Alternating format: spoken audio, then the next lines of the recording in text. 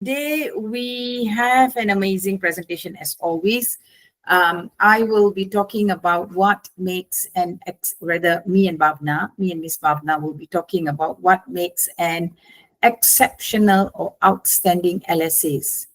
All of you, believe me, every single one of you is an exceptional, is a wonderful LSA. However, just like all of us, there are some parts that we may need to work on, some parts that we need to explore to see where we can maybe do things better, where we can work on to improve, because it is only when we strive to be better that we strive to want to learn.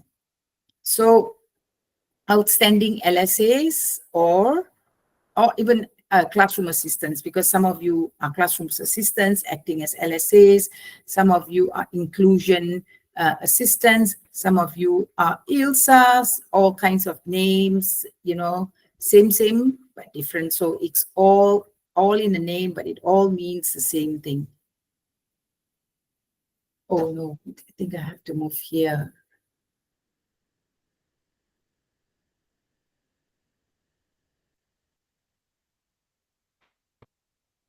Okay.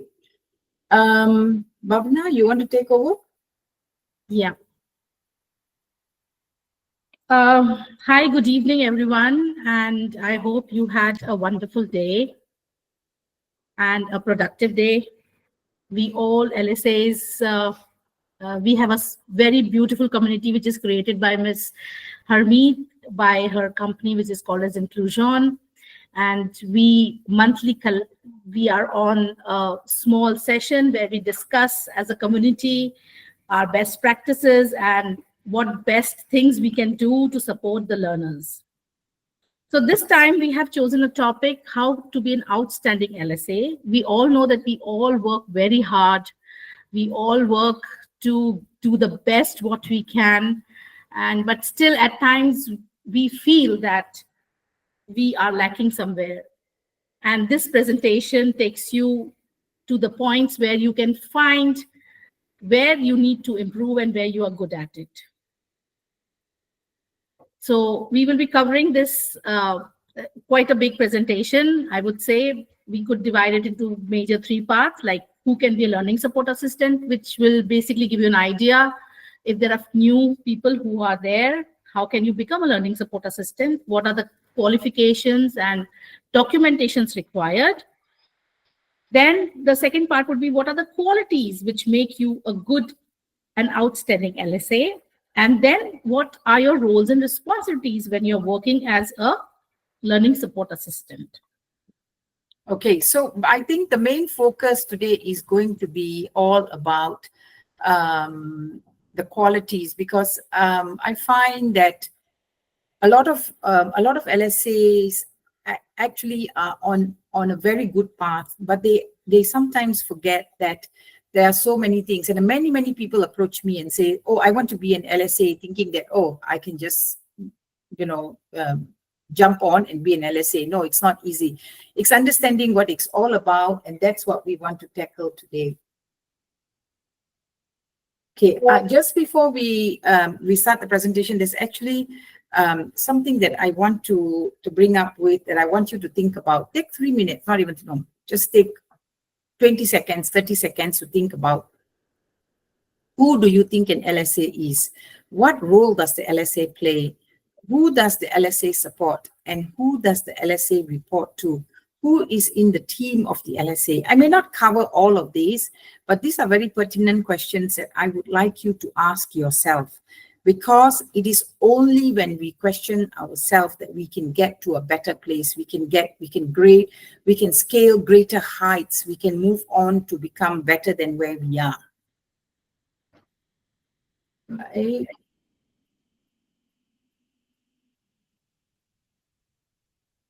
So Bhavna, yeah. Yeah. So as the LSA, we all know that, some schools call it as learning assistant, some call it as academic support. Some teachers, like we work as a TA, but in the class, there are so many needs, we are addressing that. and some are called as ILSAs, individual learning support assistant. There are various names which are given, but we all work for the benefit of children, and we are called as learning support assistants. The role of an LSA is basically to remove the barriers a child is facing. You are basically working one-on-one with a child, maybe one-on-one or one-or-two, and understanding what the barriers are for the child, and then moving forward to understand how can you remove those barriers so that the child can access the learnings. This word of understanding access to learning is very important for us, because we think we are sitting in the class, and if the child is not able to access what the teacher is teaching or the concept, then it should be our duty to work how to make the child understand what are the areas where we can focus, what are the things we can bring into teaching when we are doing one-on-one, so that that barrier of learning can be removed. We are working very closely with the child, so we can understand what the barriers are, and we can also understand how we can go back. For that, you can understand, like, a chain moving forward and backward. When you pull a chain to close it, and when you pull a chain to open it, you can put out your steps in a chain moving forward and chain moving backward, where the flow is hindered, and then you can put your interventions to support the child. Right. So the end goal of an LSA is to make the child independent and work themselves out of a job. A lot of you say, oh my, Miss, that's really not what I want. But remember, when you take on this role and this responsibility, that is what this job is all about, is to grow your student, to allow them to attain a state where they can actually function independently in the classroom. And I can proudly say that this year we are graduating some of our students, and what we all immediately do is we look for another role for our LSAs. So the Incluzun family is always there, and we're there to support you.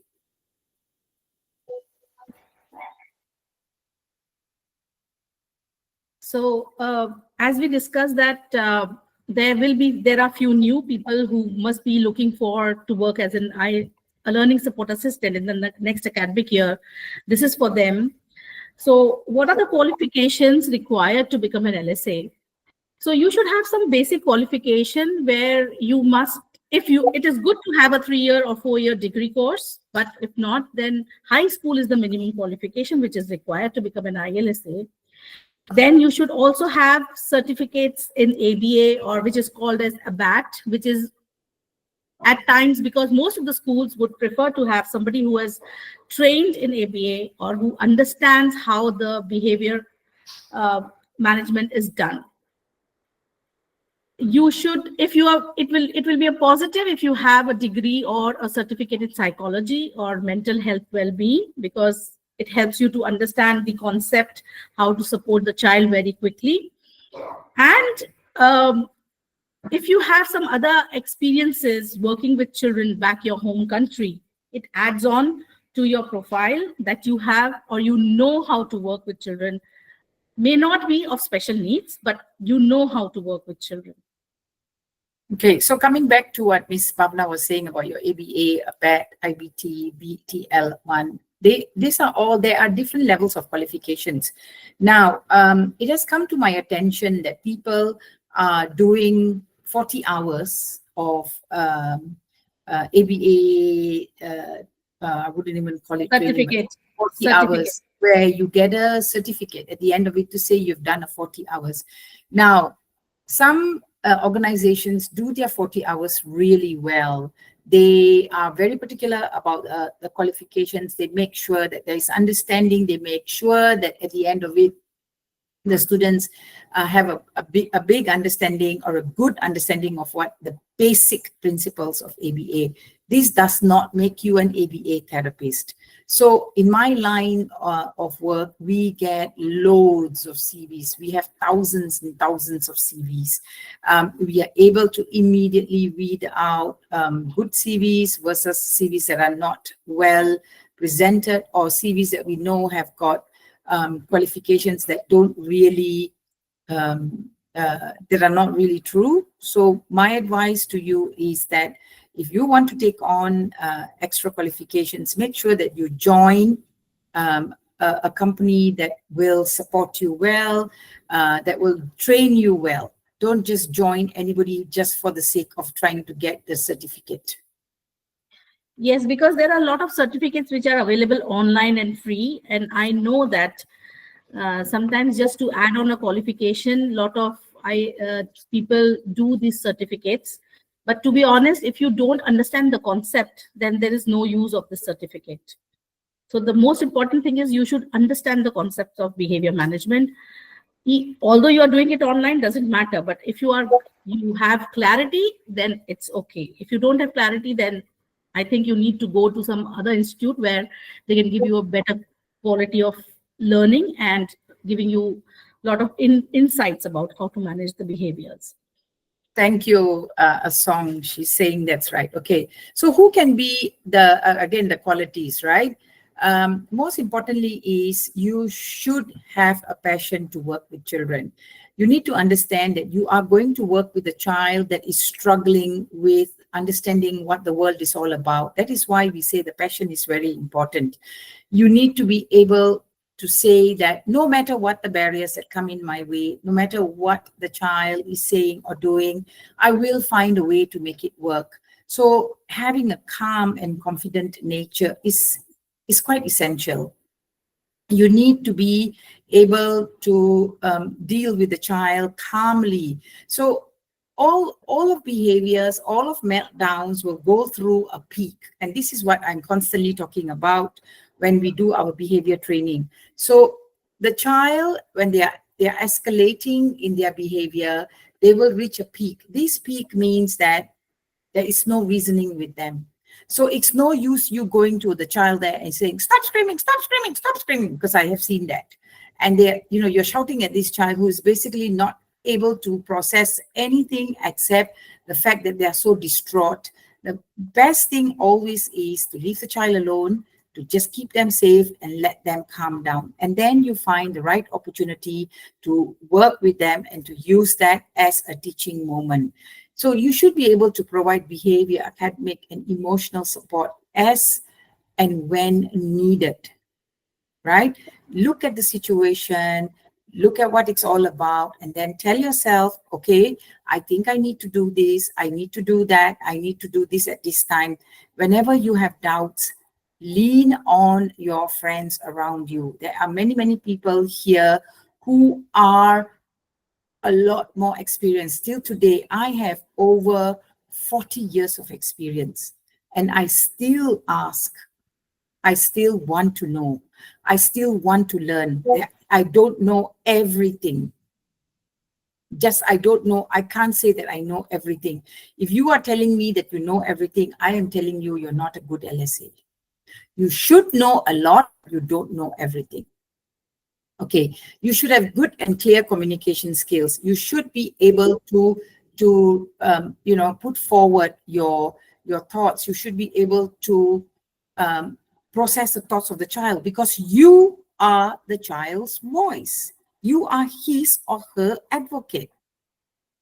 So you should be able to, process all of this, because you will be the one that has to be the loudest voice for this child.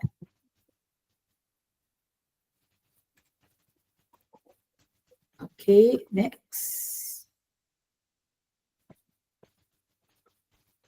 Right. Bhavna, you want to go ahead? Yes. The next part is should have a compassionate nature.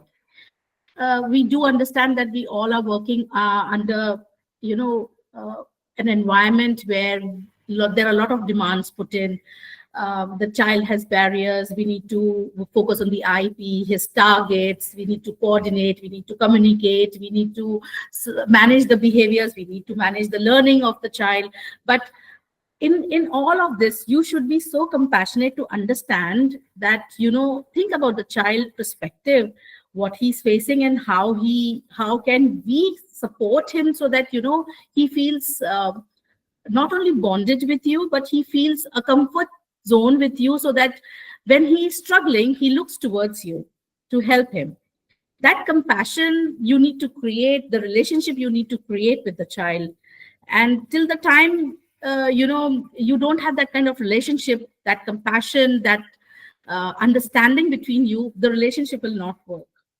And sometimes, the LSA says the child is, they run over me. They are not listening to me. They don't follow my instructions. So you have to define a line. When you have a compassion, it is not about just being friendly. You have a defined line that you are a friend and you are a teacher at the same time. The child should understand that. That is the compassion we are talking about. So you need to reset your relationship to define that, a compassionate teacher, not a compassionate friend. We should be a team player because we are working with a lot of people around us. We are working with the class teacher, we are working with the specialist teachers, we are working with the inclusion department, we are working with the SEN teachers, we are working with our colleagues, and we are also working with the parents and the children who are surrounding your child. So we are working with a lot of people around us, so we have to be a very good team player. And we should also understand the team, the main team when we are working with, so that our communication is very clear when we are in a team. So I would say the trilogy for me that works well is the teacher, the inclusion department, and the parents. But my being paid by parent doesn't mean that my bias towards the parent would increase. I have to work within my boundaries of what the school rules and regulations are, because at the end of the day, the school is responsible for the child. If something happens or something, God forbids, the school is main responsibilities of school. It's not you, it's not anybody else. So we have to have a very good relationship with the teacher. If something happens, we need to explain it to the class teacher and to the inclusion department so that, everything goes smooth. You should be very proactive and creative. So when we say proactive, it doesn't mean that we have to keep all the senses, awake when we are in the class and with the child. And we should be knowing that if there are any triggers coming up, so we need to act proactively, so stop the triggers so that the child is not distracted. He's able to manage his daily course. And creative in the sense of, how do we do it? Sometimes child doesn't want to write, sometimes child doesn't want to do the learning. So you need to find creative ways to find how to, make his learnings and, his interest, how can they go together? So that is your creativity. And we also need to keep in our conscious the time which is available to complete the task. We can't do it throughout the day. We have a limited slot to do that, finish that work. So again, I would say pairing is very important. If your pairing is correct with the child, things fall in place automatically. Courtesy to the internal staff, parents and students, as I've told you, we are working in a we have a multidimensional role.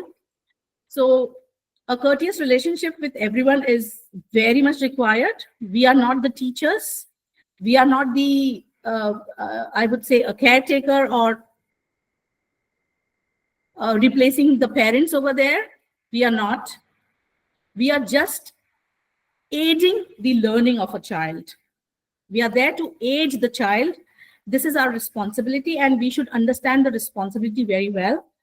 The teacher is the main source of teaching, and we can't supersede her. That is another underlying thing which I would like to tell, because some LSAs find it very difficult that, they feel that teacher is not supporting or teacher is not. It's not like that. We need to coordinate well with the teacher. Yes, your child might not be able to understand the concept.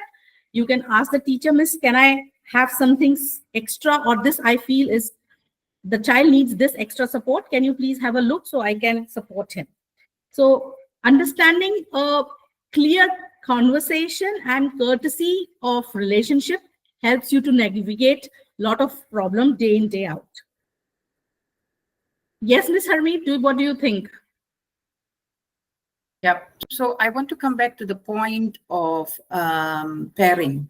So when you first meet a child, right, a lot of the parents will say, oh, or a lot of the schools during the interview will ask you, so what would you want to do, or what would you consider a successful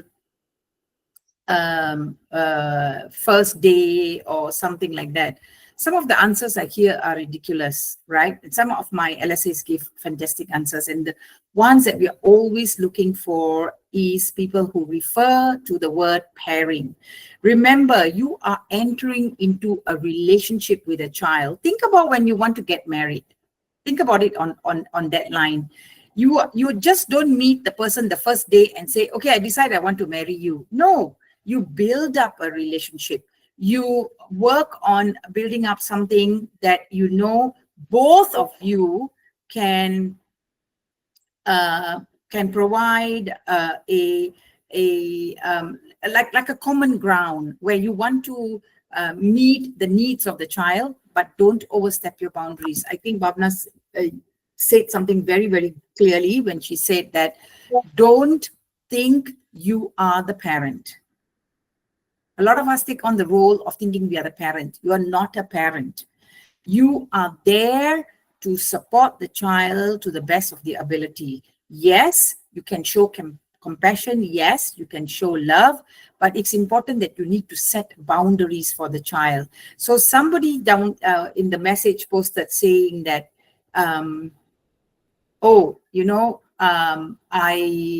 the child starts to take me for granted. Think about why the child starts to take you for granted. There is another one that asks a very good question: academic tasks or behavior management, which is more important? Instructional control must come from different factors. All of these must work together. Without behavior management, you cannot have your tabletop tolerance to work. So in order for the child to be able to support the behavior so that the child can get the next step. But of course, you cannot say that academic task is not important. I only want to focus on the behavior. No, it doesn't. You need to give a priority to something for the behavior so that you can get the next step done. But it doesn't mean that you must neglect this step in order for the next step to happen. So it's giving this step the priority for that moment and then thinking about, okay, let me quickly slip in what I want to do. So I want this child to have tabletop tolerance, but this child is screaming and running around the classroom the whole day. Am I going to get the child to sit down and do a mathematics worksheet for 20 minutes? No way.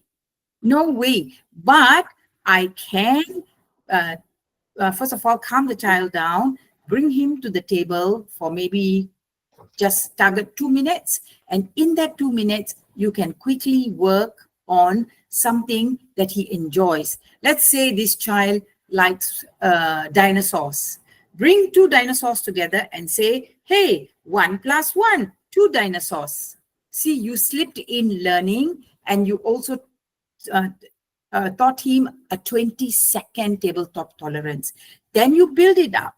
You build it up and you say, okay, I want to, work on building up the tabletop tolerance back to where he can eventually sit for 5 minutes. Start with SMART targets, achievable targets that you know you can get. That's why we use the word SMART targets.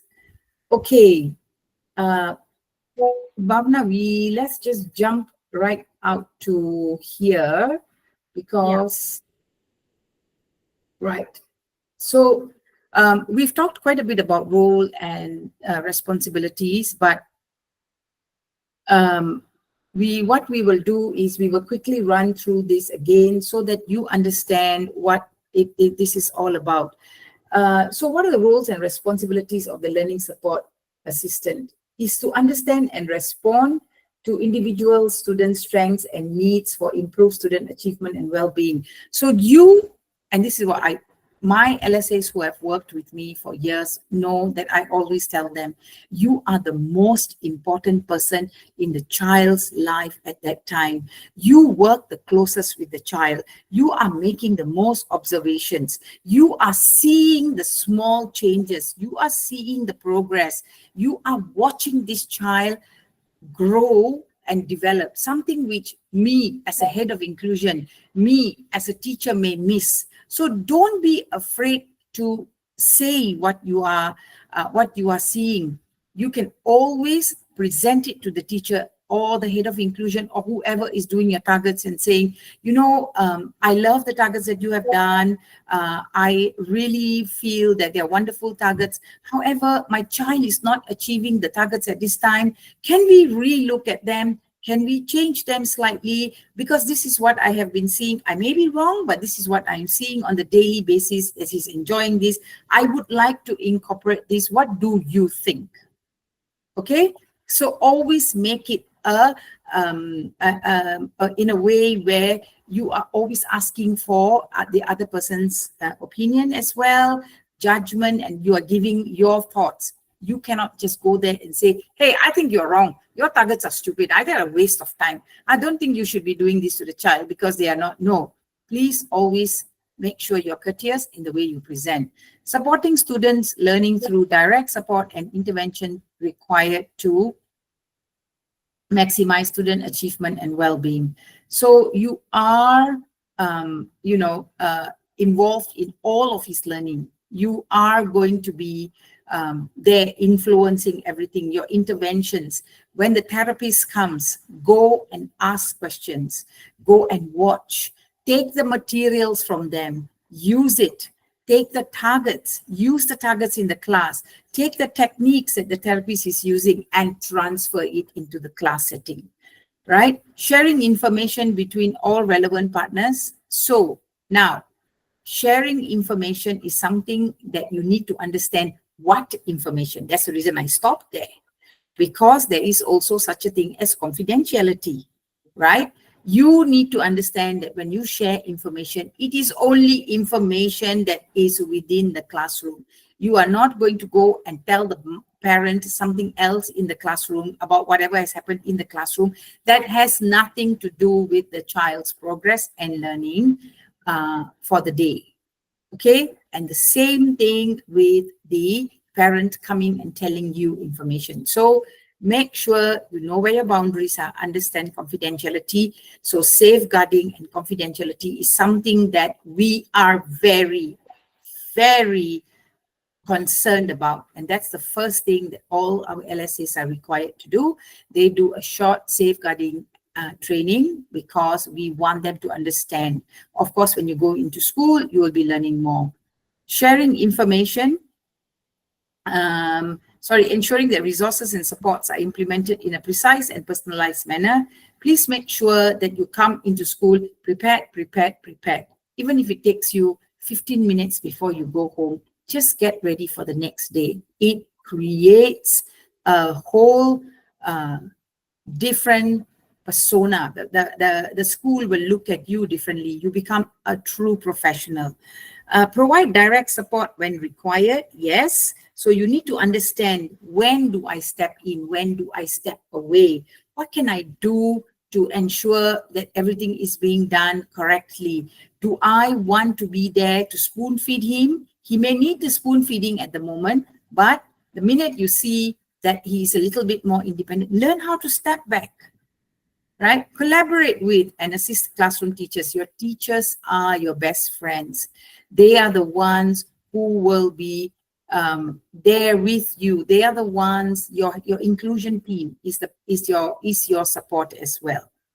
Right. So I'm rushing a bit because I would like Miss Avani to come on to talk. But before we go, there's just a few more things that we want to cover. Bhavna, you want to run through? Yes.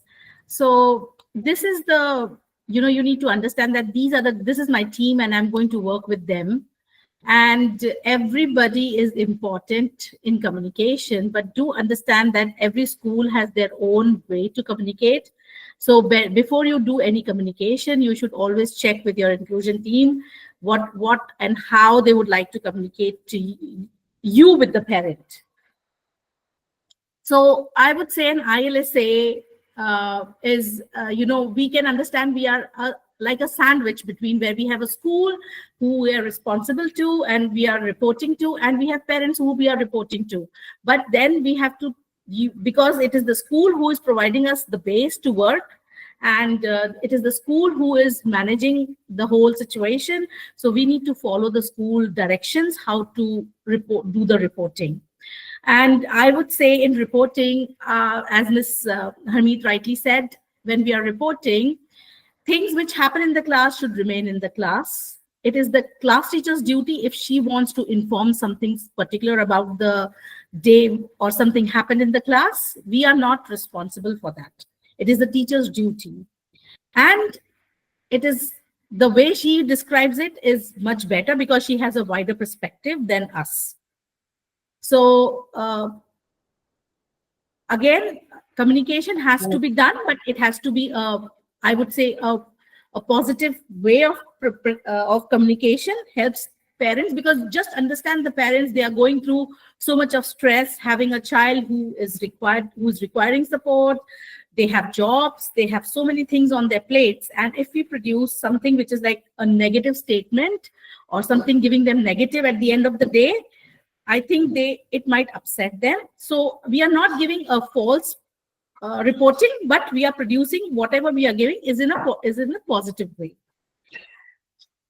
Miss, can we go next?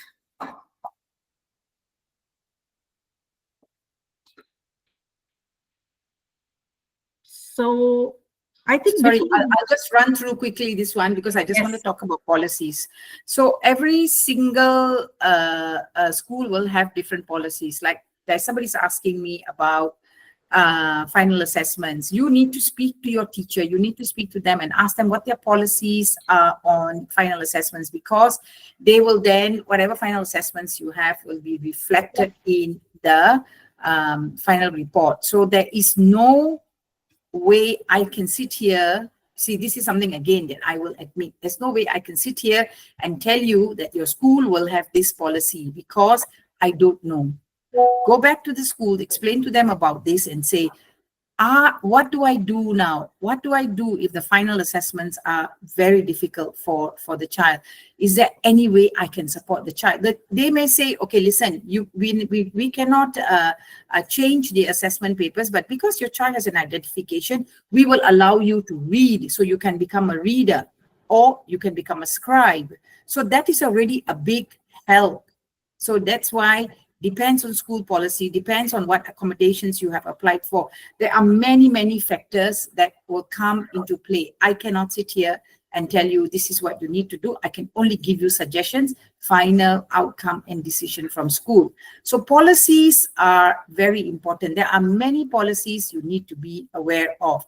One of them that we talked about just now is school policies. Find out what your school policies are. Your employee policies, your safeguarding, confidential agreements. Make sure you are aware of school policies, because when you get into trouble, you need to know what's in that policy. You cannot say, I didn't know. So take a few minutes. You don't have to, nobody is asking you to sit for it as an exam. I'm just telling you to find out and learn about some basic policies in your school. Now, we have a lot of inclusion has become a very, very important part of life in the UAE, whether you're in Abu Dhabi, whether you are in Dubai, whether you're in Al Ain, Sharjah, wherever you are. There are a lot of policies that have been set up to ensure smooth progress of inclusion in schools, the smooth journey for our students of determination. Take a few minutes, find out what the policies are. It will also build on your understanding of how you can make inclusion way better. And And then I've told you about safeguarding. I cannot stress enough on safeguarding.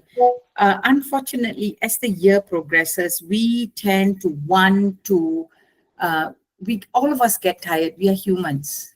We all get tired, which is why one of the things I will tell you now is that when you know it is a very difficult day for you, you are struggling with your student, ask for help. Take your 5-minute break if you need the time away from your student. Go to your teacher, go to your inclusion lead, go to your friend, whoever is next to you, and say, can you please watch this child for me for 5 minutes, just so that we don't have any safeguarding concern. You also need to make sure that you are taking care of yourself. Okay? And then I'm going to jump.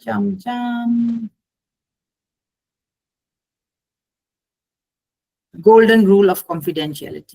What happens in the classroom stays in the classroom. So why do I need time management? Okay. Time management does not just mean managing time for others. It also means managing time for yourselves. Okay. So we all know that we have goals to achieve with the fast-moving pace of life. We find it very difficult to squeeze everything in. So what you need to understand is that you are important. I cannot stress that enough. You are very important. You matter. All of you matter. Take care of yourself. Make sure that you have time for yourself. Set goals to better yourself, to achieve better standards. In this forum today, I have Bhavna, who has been working a lot on developing herself. I don't know how many degrees Bhavna has. She just keeps collecting them like people collect medals, but she loves it. She's always bettering herself. And, I always use her as a shining example. I have Miss Marika here as well, who is done her bachelor's, did her master's, is now becoming a behavior specialist. It is possible. You can do it. At the age of 60 now, I'm thinking maybe I should go and study again, because I feel like there's so much more in this world. It is never too late, and it is never enough. Do as much as you can. Go for more, ask for more,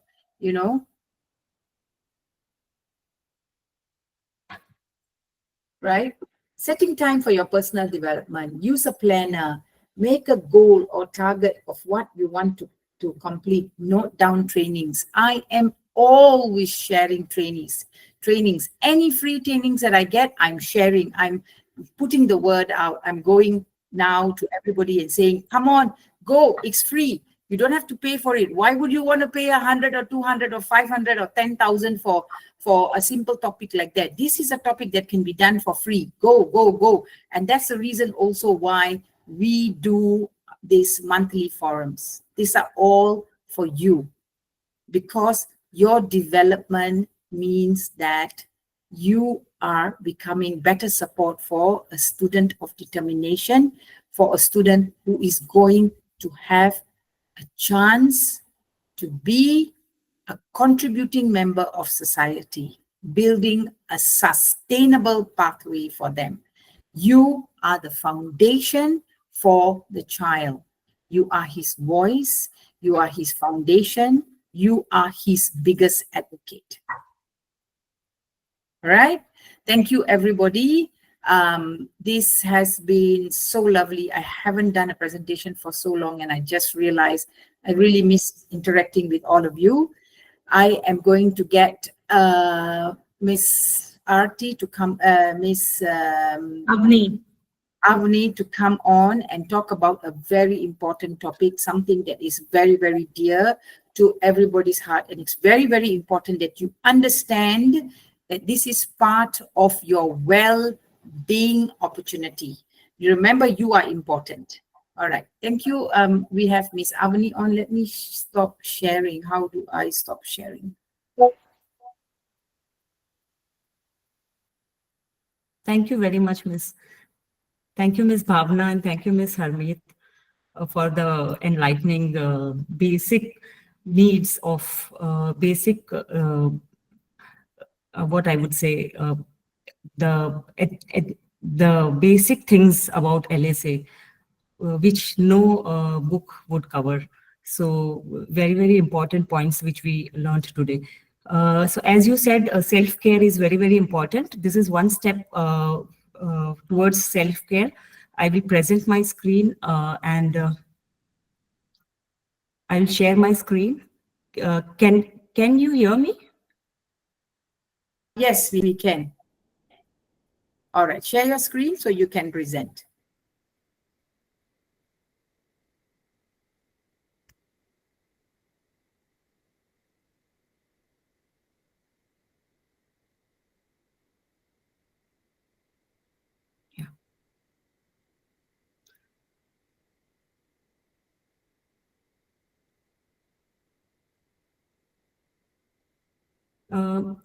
Is my screen visible?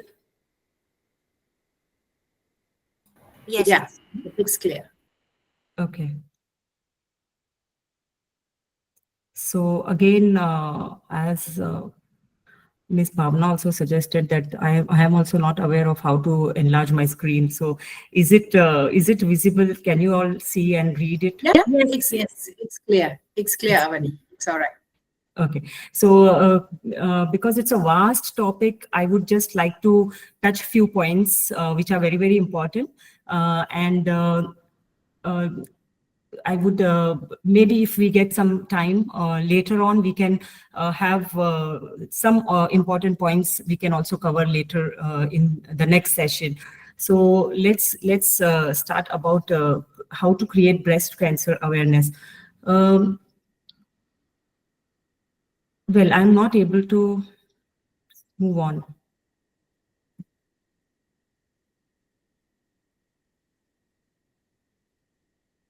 You have to click on the presentation itself.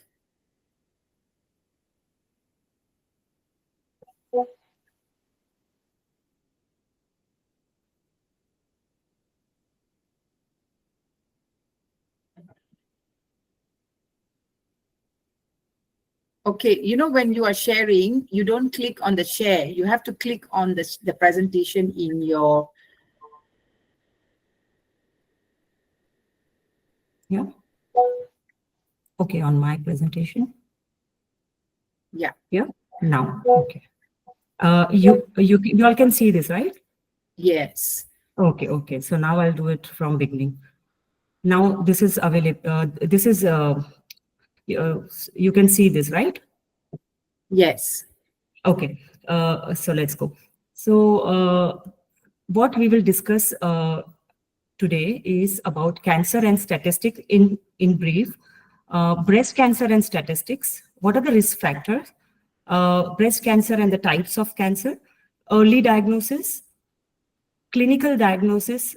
We may skip some slides like staging and treatment, but what is more important is self-breast examination and how to see if there is any unusual thing in your breast.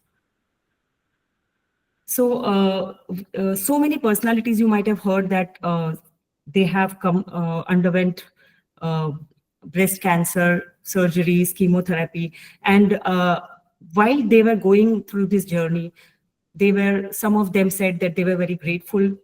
Some of them said that it was shocking for them. Some said that they contributed to the society after getting diagnosed so that they can help and also they can take care of the people who have come across similar diagnosis and treatment. Some of them said that they came out much more stronger after their journey. So but what is more important is that if we get diagnosed in stage 1 and stage 2 cancer, breast cancer is completely curable. And that is the reason why awareness is very, very important. What is more important is that we have to try and catch it in the early stage. So earlier, the better.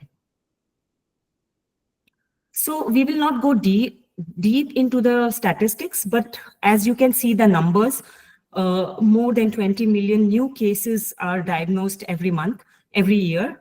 And international Agency for Research on Cancer has data has shown that after lung cancer, breast cancer is the second most occurring cancer, female breast cancer. So it is an alarming number and it increases every year. Let's talk about breast cancer and statistics. As you can see, every 3 minutes, a woman gets diagnosed with breast cancer, and more than 2.3 million women gets diagnosed approximately every year. And 670,000 die of, not of breast cancer, but spreading of the cancer. So if it is diagnosed earlier, it can be completely cured and a person's life can be saved. So no one dies of breast cancer, but because of the spreading to the other parts. Let's talk about a very important thing, which is called risk factors. You might have heard of many hypotheses and many assumptions about what are the risk factors and why it happens. Well, we don't have any specific answers to these questions, but these risk factors are the factors which may contribute or which may act as triggers for having a cancer. So the first is very important, gender. As you all know, women are more likely to have breast cancer. However, there are more than 20,000 male patients who are diagnosed with breast cancer every year. So it's not only confined to the women. Age is also another factor. The age more than 50 have more chance of developing cancer. Genetic related, there are inherited mutants called BRCA, BRCA1, BRCA2. So these type of mutants are inherited by parents, from parents. And sometimes we have family history. So if you have a maternal or paternal aunt or grandmother or so maternal auntie or paternal auntie. So if you have, Excuse me, Avani, I'm sorry. Is your screen on full screen in your side? yeah, it's on full Can you screen. remove in full screen because we cannot see the full screen? Okay. Okay, Now, there. Now you can keep sharing like this. Okay, so we can see. so but the slides are visible, right? Now the slides are visible. Okay. So previously the slides were not visible. No, it's just the title page, but it's okay. You can carry on. Thank you. Okay. Okay. Thank you. Thank you. So, these are the things which we discussed about the statistics and the breast cancer and statistics. And then we came to the risk factors. So first we discussed about gender, age, genetic related, family history, personal history. If a person has had breast cancer earlier, that person may have chance of getting breast cancer again. Menstrual periods also plays very important role. If you have started menstruating before 12 years of age, and if you have menopaused after the age of 50, that means you are more the estrogen level in your body has been, you are more exposed to the estrogen hormone in your body, and that also can have you can also have a risk because of that. Having children means having no children, or having first child after the age of 30 also puts you in a risk. Birth control pills also contribute to having risk for breast cancer. And breastfeeding, if you have not breastfeed or breastfeed your child for very short span of time, also is one of the cause for breast cancer. Apart from all these factors, one very important risk factor is continuous stress and continuous illness or low immunity, because many of us have, like I would not say many of us, but all of us have some cancer cells or mutated cells in our body, but our immune system discard them on a regular basis. But if we keep getting ill or we keep ourselves under stress continuously, then our immunity system is busy fighting the disease and the stress levels. So in that case, what happens is this type of cancer cells are not being noticed and discarded by the immune system, and they go to some place and they start multiplying over there. And then finally, when we see some lump or some abnormality, we come to know. So this is something which we have in our control. So these are the risk factors. Now you may ask that we don't have control on all these things. We may have control on the things like not using birth control pills, breastfeeding our children, keeping self-breast examination and being aware of our body.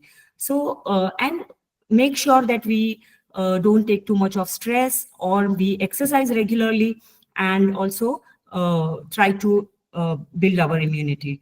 So the things which are in our hands that we can definitely do. As you all know, any type of cancer is an abnormal multiplication and spread of the cells in the body. So if this type of abnormal multiplication happens in the breast, it is called breast cancer. There are two types of breast cancer. Well, we will not go much into the detail, but I will definitely show you how it looks like. So one is called ductal carcinoma because it occurs in the ducts, and the other type of carcinoma is in the lobules. It happens in the lobules. And then when it happens in duct or lobule, if it is in situ, means in the place, it is called ductal carcinoma in situ. If it is in lobular and in situ, it is called lobular carcinoma in situ. If it is invasive, means if it is spread to the nearby lymph nodes, it becomes invasive ductal carcinoma or invasive lobular carcinoma. So these are the different types of breast cancer. And then inflammatory breast cancer and metastatic breast cancer is the cancer which originates from the breast, but goes and spreads to the other part of the body. If it goes into the other organ, could be lung or liver, brain, or kidney. If it goes to uterus, cervix, if it goes to other part of the body, it becomes metastatic. This is the time when it is completely irreversible and we cannot control. Early diagnosis and screening is very, very important when we talk about any type of cancer. So the signs and symptoms are very important. We will spend some more time on these two slides, the signs and symptoms. So everything that is written over here is concised into this diagram, if you can see. So if you can if you can tell me how many of you have noticed or seen your breast in the mirror. You can write in the chat. So from now onwards, please have a habit that every month you have to notice your breasts in front of the mirror. Sometimes you have privacy issues, but once in a month, if you can make sure that you take care of how to notice your breasts. So if you are menstruating, you can do this particular physical and self-breast examination on 7th day of your periods. Okay, this is very important because before your menstruation and during your menstruation, your breasts are tender and a little bit heavy. So there are lots of lumps. But as soon as you finish your menstrual cycle, 7th day to 14th or 15th day is the best week where you can do this physical as well as the self-breast examination. So this is very important. If you notice your breast, raise your hands in front of the mirror. Raise your hands like this and notice. However, you might have noticed that both of your breasts are not of same size. So maybe half a centimeter or some differences there in the size. Similarly, like you have seen that both of your feet are not similar. One feet may be, little half a centimeter wider or little larger than the other feet. Similarly, even the breast size is little bit different. Sometimes it is different. Both the breasts are different in size. So there is nothing to worry about it. So worry is somewhere here. If you see any dimpling in your breast skin, dimples are always good and welcoming on your cheeks and chins, but not on the breast. So if there is any dimpling you notice on your breast, that is a sign which is little alarming. If you see a lump, a little bumpy somewhere on your breast, it is really alarming. You must immediately do your self-breast examination. We will do self-breast examination right away after this slide. After that, if you see any nipple charge or nipple bloody fluid or clear fluid from the nipple, or retraction or pulling inside of the nipple, and if you see the change in color of your, so these are physical examinations. So once in a month, if you see your breasts in front of the mirror, raise your hands, notice them, feel them with your eyes, then you will know slowly and gradually that this is normal. If the sizes are different, or there is some mole, or there is some discoloration, but it is normal, then you can rely on that. But if you suddenly see that, okay, now last month this was not there, this month I am seeing something different, so then slowly and gradually you will know that this is something usual or normal, and this is something which is not usual or normal, so I have to immediately take action towards it. So physical examination on your own is very, very important. Next step is self-breast examination. As I said, if you are menstruating, the 7th day from your first day of periods is very suitable, or that particular week you can select for the self-breast examination and the physical examination. If you're menstruating, this is the day. If you're not menstruating, you can select one date every month, and you can do it on the same day of every month. Now, the self-breast examination process is very, very important. There are two ways you can do. If you have privacy, if you have proper access to the toilet, to the bathroom, and there is a mirror, this is the way when you can do in the shower or in front of a mirror. You can raise your hands, both the hands, if you can see me. Maybe if you're alone in the house, you can try doing this. You have to use the flat of your palm. The flat of your palm, because if you use the tips of your fingers, every portion will be like a lump. But if you use the flat portion of your fingers, sorry, not palm, the fingers. If you use the flat portion of your palm, of your fingers, this portion, is it visible? If you can see me, this portion of your fingers, you should be using to check. So when you raise your hands, you can do with the help of this particular flat part of your fingers. Start from your armpit, because the lymph nodes are very important. So you start from your armpit in the clockwise or anti-clockwise direction. You have to feel for any nodes. So you start from your armpit and you go down in the rotation direction like this, and then you have to cover your breast. So if this is the way you cover your breast, like this till the nipple. So if this is the way you cover your breast, that is the circular motion. There are other way, like here up and down, if you can see. And here there are the wedge, like, you know, if you create wedges, you start from here and you feel like this. Start from here, you feel like this. So you have to cover your entire breast. And then same thing you do for the other breast. If you don't get privacy to do this type of self-breast examination, when you're lying down at night, when you're sleeping at night, you have to put a little flat towel roll below your, like this, hand raised, and here you have to, below your breast, you have to place one towel roll, and with, again, same with the flat part of your fingers, you have to try and feel your breast in whichever direction is comfortable to you. But make sure that you cover your armpits and then the entire surface of your breast. So lying down is also equally accessible. So if you do it lying down also is fine. If you do in shower also is fine. Physical examination, you watch them daily, is also very, very important. So both the steps, and as soon as you feel that there is some lump which you might not have experienced, like if you start from this month And slowly and gradually you can feel and you know that, okay, this is something which is normal, this is something which is always there. So sometimes you may have come across something which is unusual. You may feel that, okay, this was not there last month. So what you need to do is, maybe, you can give yourself one more month's time, but not more.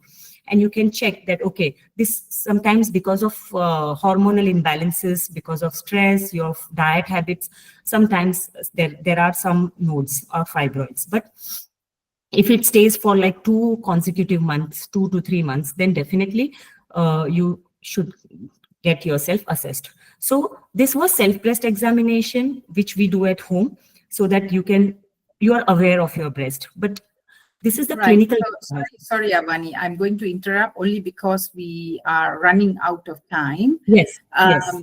You just maybe quickly speed through this just to give them an idea, because I know the ladies have had a long day. Yeah. So I will just take now last 5 minutes or 4 minutes. Is that okay? Yeah, if you can just quickly rush through another 2 minutes at the max, please. Yes. Okay, lovely. No worries. So the clinical diagnosis, what we can do is like initially you should go to a gynec and do a mammography or a sonomammography. Sonomammography is more preferred because it does not use the radiation, as well as it is not very painful like a mammography. These are the further diagnostics that the doctor may suggest.